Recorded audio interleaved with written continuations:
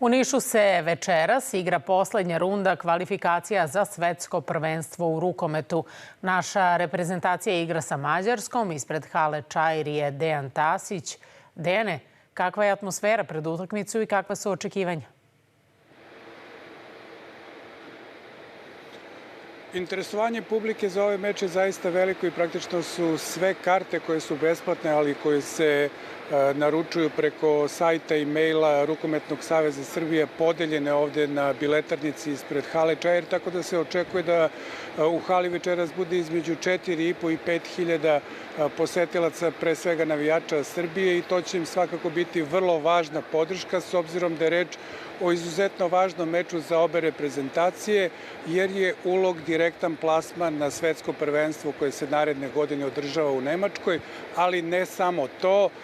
Ulog je i kvalifikacije za olimpijske igre koje su 2028. godine u Los Angelesu, s obzirom na to da na kvalifikacijama učestvuju samo one ekipe i to one najbolje sa svetskog prvenstva koje se igra u Nemačkoj.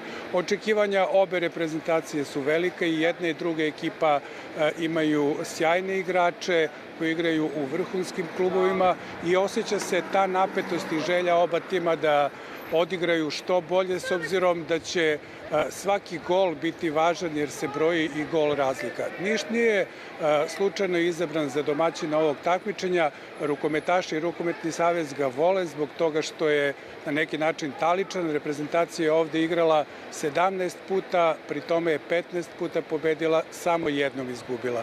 Evo što kažu kapitan reprezentacije i Darko Đukić koji je krenuo upravo iz Niša. Reprezentacija Srbije uvek igra dobro u Čairu i neverovatna je podrška, tako i svaki put dobijemo kad igramo ovde i eto, drago mi je što ponovo igramo ovde, ovako jako važan meč za nas i nadam se da ćemo svi zajedno radovati prvo u četvrtak, a onda u nedelju.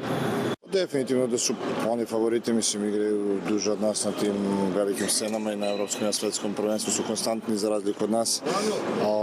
Ali eto, mi imamo jednu novu generaciju, mlađu dosta i do sad mislim da smo dosta toga uradili na evropskom prvenstvu nam pobedom protiv Nemačke.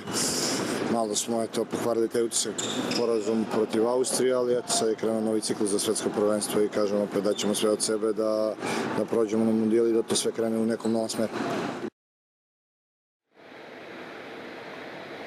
Dakle, ovo je prva utakmica, revanš se igra u nedelju u Mađarskoj, a sve ono što se večeras od 18 sati bude dešavalo u hali Čair moći ćete da pratite uživo na drugom programu RTS. Hvala, Dejan Tasić javio nam se iz Niša.